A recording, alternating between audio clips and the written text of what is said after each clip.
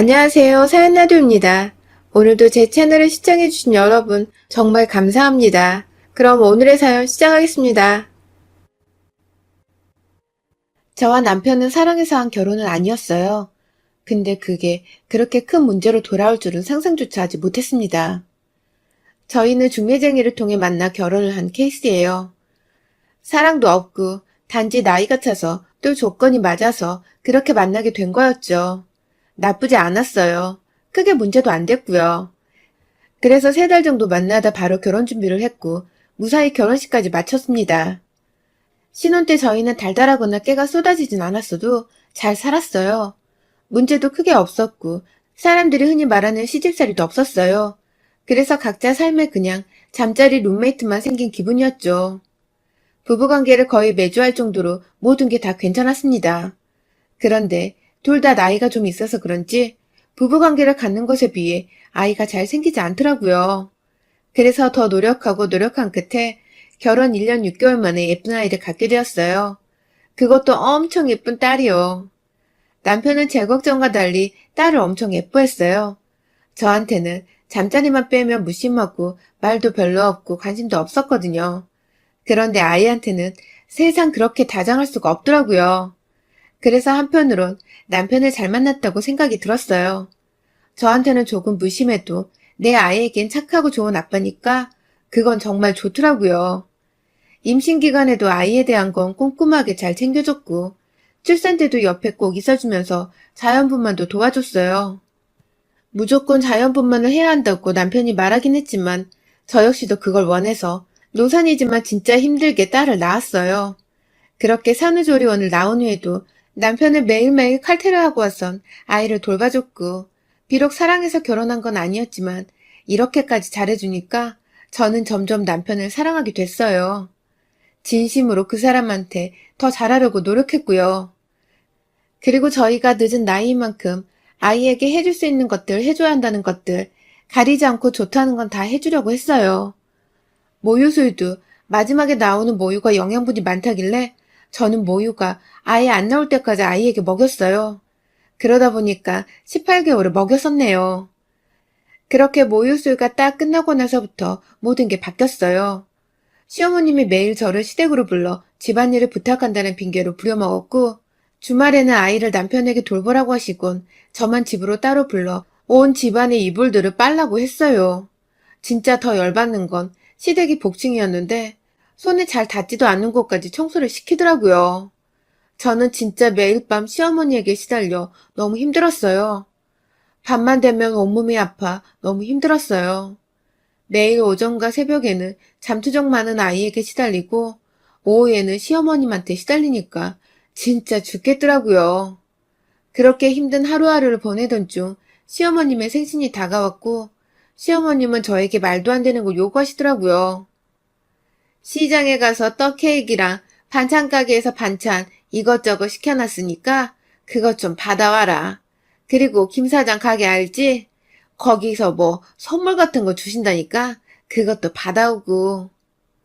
어머니, 미나 데리고 그걸 혼자 들기가 힘들 것 같은데 나눠서 다녀오면 안 될까요? 그거 얼마나 된다고 그러냐? 나 때는 업고 이고 들고 끌고 다 했다. 잠만 말고 오늘 올 때 다 가져와라. 결국 저는 어쩔 수 없이 유모차를 끌고 아이와 시장으로 향했어요. 그런데 저희 딸이 유모차에 가만히 앉아있는 거 진짜 싫어해서 꼭 안아주거나 손을 잡고 걸어가야 하는데 그날 물건도 너무 많고 사람들도 너무 많아서 진짜 정신이 없더라고요. 분명 짐이 얼마 안 된다고 했었는데 짐이 엄청 많더라고요.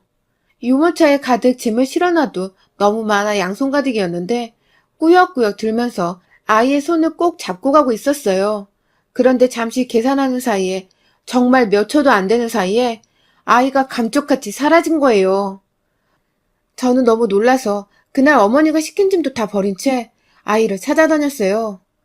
도저히 혼자 찾는 건 무리라는 생각에 남편에게 전화를 했고 남편은 일도 다 내팽개치고 달려와 시장 안을 같이 다 뒤져봤지만 그 어디에도 제 딸의 모습은 보이지 않았습니다. 결국 저는 울면서 경찰에 신고를 했어요. 안 그래도 하루하루 피가 말라가는데 남편과 시어머니는 모두 제 탓이라고 비난을 했어요. 근데 뭐가 어찌됐든 제가 한눈에 판 게 맞으니까 저도 모두 제 탓 같아서 그 비난을 있는 그대로 다 받아들였습니다. 저도 제 자신을 용서할 수가 없었고 너무 원망스러웠거든요. 그렇게 일주일이 지나고 2주일이 지나도 아이를 찾았다는 연락은 없었고 저는 초조하게 피만 말라갔어요. 경찰은 아이의 흔적도 찾지 못하고 있었거든요. 결국 남편과 시어머님은 저에게 이혼 소송을 걸었고 저는 한순간 모든 걸 다 잃었습니다. 남편에게도 버림받고 아이도 잃어버린 엄마로 낙인 찍혀버린 거죠. 같이 살던 집에서도 쫓겨나고 저는 거의 경찰서 앞에서 매일 밤을 샜어요. 그러니까 형사분께서 저를 다독여 주시더라고요. 의심이 되는 곳이 생겼으니까 집에 들어가서 좀 주무시고 계세요. 바로 연락드릴게요. 곧 미나 찾게 되실 거예요. 이빨은 소리라는 거 알지만 그래도 오랜만에 들은 따뜻한 말에 눈물이 왈칵 쏟아졌어요. 그렇게 친정집에서 넋을 놓고 살고 있었는데 경찰서에서 한 달 만에 아이를 찾았다는 전화가 왔어요. 신발도 제대로 신지 못하고 친정 식구들과 경찰서로 달려갔어요. 그런데 저는 거기서 진짜 기절을 했습니다. 그동안 저와 저희 친정 식구들은 눈만 뜨고 있지 정말 죄인처럼 살았었는데 제 아이를 납치한 범인이라고 형사님이 가리킨 곳에는 저와 저희 가족들을 비난하던 제 남편과 시어머니가 앉아있는 거예요. 사실 실신을 했던 저는 깨어난 모든 사실을 알게 되었습니다. 시어머님은 일부러 저에게 혼자 감당할 수 없을 만큼의 짐을 들게 시켰고 남편은 잠시 제가 아이 손을 놓은 틈을 타 아이에게 손짓해 다가온 아이를 안고 도망친 거였어요. 그때 거기엔 CCTV도 사람도 너무 많아 아이를 본 사람을 찾기가 어려웠던 거였어요. 진짜 말도 안 되는 상황에 저는 말문이 턱하고 막혀버렸어요. 정말 드라마나 영화에서 보던 일이 저에게 일어났으니까 아무 말도 못하겠더라고요. 그런데 이게 법으로 가족이 아이를 데리고 간 경우니까 뭐를 할 수가 없다 그러더라고요. 형사님도 어이없어 했는데 어쩔 수 없다고 남편과 시어머님을 풀어줬어요. 그래서 저는 일단 집으로 돌아가 남편과 이야기를 시작했어요. 왜 그런 거야? 이혼하고 싶었어. 왜? 사랑하지 않으니까. 너는 미나를 너보다 더 사랑하고 예뻐하니까 이렇게 안 하면 이혼도 아이도 다 나한테 안 해줬을 거잖아.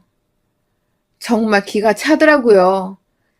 제가 이혼도 안 해줄 거고 아이도 포기하지 않을 게 뻔하니까 일부러 제 탓을 만들어 헤어지려고 했다는 거예요. 게다가 시어머니까지 함께 짜고 이 일을 꾸몄대요. 저는 뭔가 더 있을 것 같다는 생각이 들어서 남편에게 여자가 생긴 거냐고 물어봤어요. 그러니까 그건 끝까지 아니라고 발뺌을 하더라고요. 근데 남편의 여자를 찾는 건 어렵지 않았어요. 시댁으로 찾아간 날 밖에서 싸우는 소리가 쩌렁쩌렁하게 들리더라고요. 남편과 시어머님 그리고 모르는 여자의 목소리였어요. 그래서 미나는 언제 데리고 올 거고 그 여자는 어떻게 떼어놓을 건데? 나는 언제까지 기다리라고. 이 방법이 괜찮다고 말한 거 너야. 너 때문에 더 복잡해졌잖아.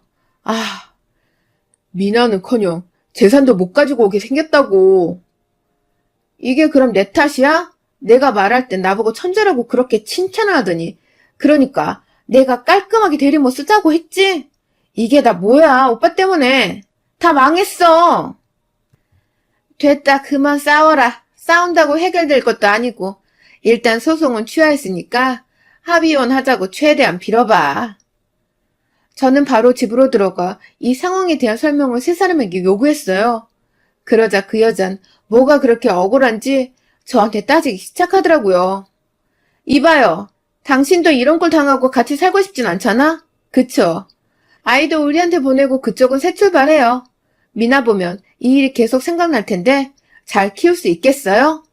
내가 잘 키울 테니까 그쪽도 다 잊고 새 출발하세요. 오케이? 뭐 이런 미친년이 다 있어?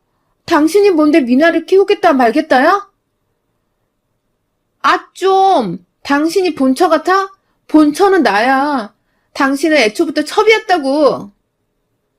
남편과 시어머님은 시겁하며 그 여자의 입을 틀어막았고 저는 그 여자를 두 사람과 떼어놓고 뺨을 때린 후 사실대로 말하라고 소리 질렀어요.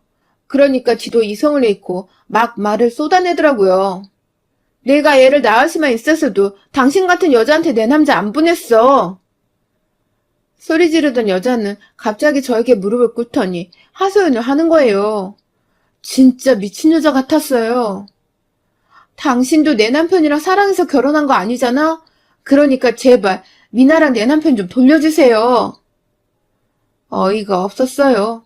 남편은 그렇다 쳐도 내 딸까지 원래 지 것인 것 마냥 말을 하는데 저는 진짜 너무 열받아서 그년의 머리채를 잡고 뺨에 마구 때렸어요. 내 딸이 네 거야? 저 미친 새끼, 네 말대로 다시 가지고 가든 말든 상관없는데 내 딸은 어림없지. 어디 한번 뺏어가고 싶으면 뺏어가봐. 아주 빈털터리로 만들어줄 테니까. 저는 그날 시댁을 박살내버렸어요. 비싼 TV며 액자며 다 깨고 남편까지 패버렸어요. 시어머니의 얼굴에 침까지 뱉는 등 아주 난리를 쳐줬죠. 사람이 미치면 진짜 미친 힘이 나오더라고요. 그렇게 시댁 식구들이 모두 와서 말릴 때까지 저는 힘을 주체 못하고 난리를 쳤어요. 그러다 말리던 남편의 남동생이 저를 끌고 차에 태워 집으로 데려다 주면서 그 여자에 대해서 말을 해줬습니다. 남편은 저와 결혼하기 전에 사실혼 관계에 오래된 여자가 있었고 너무 사랑해서 집까지 나가 살림을 차린 거라 곧 결혼할 줄 알았는데 그 여자가 도망을 갔었대요. 그렇게 남편은 다시 집으로 돌아왔고 영혼 없이 넋이 나간 채로 살다가 중매를 통해 저랑 결혼을 한 거였어요. 그러다 제가 임신을 했을 때 그 여자가 돌아왔고 남편이 저와 이혼하겠다고 시어머니한테 말하니까 손녀를 포기할 수 없었던 시어머님과 남편이 그 여자가 이런 일을 꾸민 거였어요. 진짜 말도 안 되는 이야기에 말도 안 되는 이유로 이런 일을 꾸민 세 사람을 저는 용서할 수가 없었어요. 그래서 저는 이혼소송과 상간녀를 고소했어요. 납치 사건은 남편에게 당연히 불리하게 적용됐고 저는 양육권과 양육비 또 위자료까지 그 연놈들에게 받아낼 수 있게 되어 제대로 엿을 먹여줄 수 있었어요. 그런데 누구보다 그 미친 여자가 제일 억울해하더라고요. 그래서 저는 그 여자가 일하는 미용실에 찾아가 동네에 쩌렁쩌렁하게 소리 지르며 상간녀란 사실과 아이를 납치했던 일들을 소문냈고 결국 얼마 뒤에 그 여자는 그 동네에서 사라졌다고 그러더라고요. 오지랖 넓은 아주머니들한테 된통 욕을 먹었다나 뭐라나. 역시 사람은 죄를 짓고 편안하게 살 수 없나 봐요. 얼마나 통쾌하던지. 그리고 시어머님과 남편은 재산 문제로 가족들과 다투다가 결국 다 연락도 안 하고 남보다도 못한 사이가 됐다고 그러더라고요. 저한테 돈을 줘야 하니까 아주 난리가 났었겠죠. 그지 새끼들 아주 잘 됐다. 평생 외롭고 쓸쓸하고 괴로워만 하다가 갔으면 좋겠어요. 그래야 공평한 거니까요. 여러분의 생각은 댓글로 남겨주세요. 오늘도 시청해주셔서 정말 감사합니다.